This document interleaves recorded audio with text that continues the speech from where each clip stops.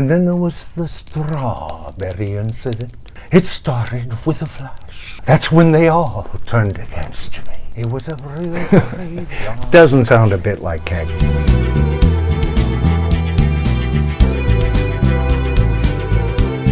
Hey everybody, welcome to The Bottom Line. I'm Mike Noland, and tonight, Friday Foray Part 2. Now, as of the shoot tonight, it is Thursday night, and I will do my utmost to get this out by Friday. You see, I'm in the middle of editing what was going to be released as my next video. I've run into a couple of post-production problems that I'm still trying to work on, and we'll try to get that out to you as soon as possible. So it may take us a couple of tries to get these videos out on a Friday in a timely fashion, so all of you can expect it in your notifications. Either way, it's my intention to get it out Friday sometime, but I can't guarantee it'll be in prime time. So let's go ahead and get back to the review, okay? Tonight's review can also be seen as part 2 to my review of Peter Jackson's Get Back that's now showing currently on Disney+.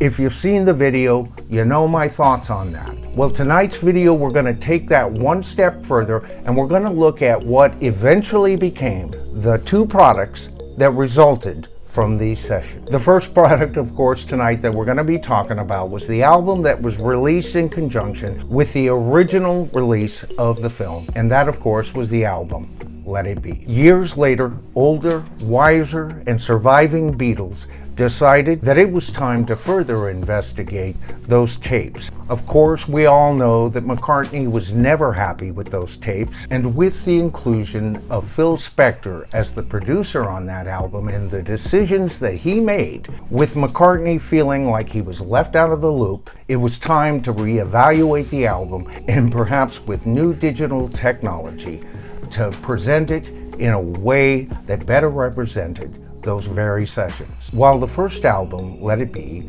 included studio chatter and a rendition or two of old English folklore type songs, and not the best performance of those songs I've ever heard, and as well as the deletion of John Lennon's song Don't Let Me Down, the album, even when I was 15 years old, did seem a bit bare if I was honest with myself. And of course the listen was always rewarding.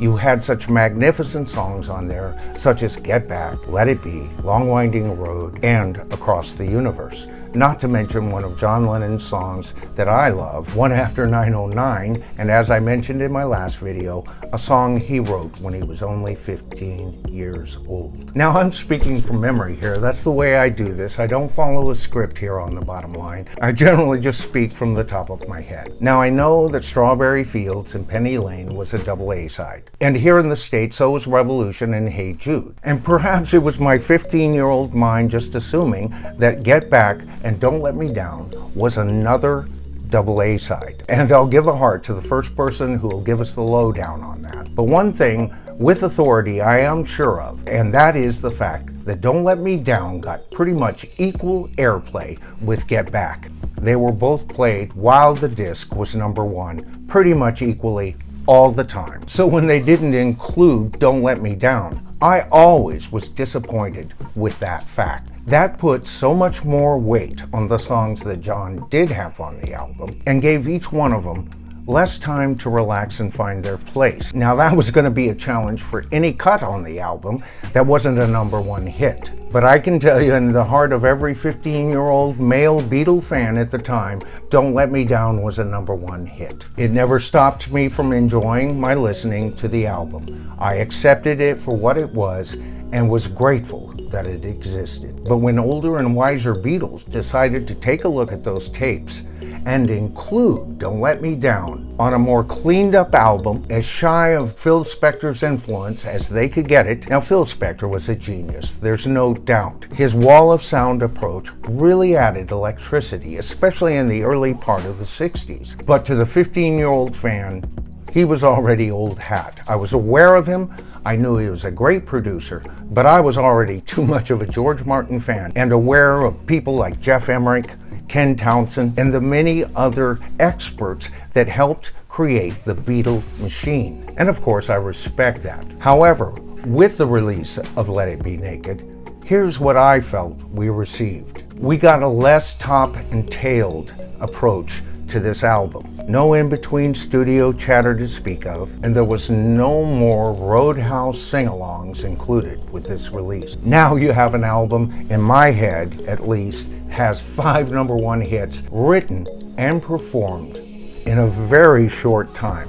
Gone are the syrupy Spectre influences, of course, and instead we are presented with very basic, yet beautifully produced and wonderfully balanced Beatle music at its very best. So if this was a product shootout, in my humble opinion, Let It Be Naked is the masterpiece that should have been presented to all of us to begin with. Now, I mentioned some of the new remixes that we weren't going to be covering, and the reason I'm not covering them tonight is frankly I'm a little disappointed with them. But I hear a hollowness in the overall mix as they try to clarify just this little thing or that little thing.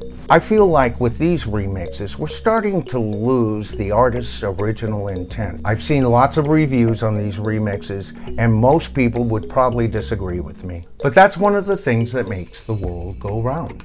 My opinion is only my own opinion. I'm only the question. You are the answer. So let's hear from you. Am I wrong? If so, let me know why. Alright, so that about wraps up Friday Foray 2, Part 2, and we hope you got some value out of the video. The responses from viewers have been fabulous, and I'm happy to report tonight that we now have 92 subscribers, 8 shy of our Phase 3 goals here at the bottom line. And if you did get that value, please give us a thumbs up and consider subscribing to the channel. All you have to do is hit subscribe to the tribe, hit the top bell notification, and you'll be notified of all future videos. This is the bottom line. I'm Mike Noland, and we'll see you down the road.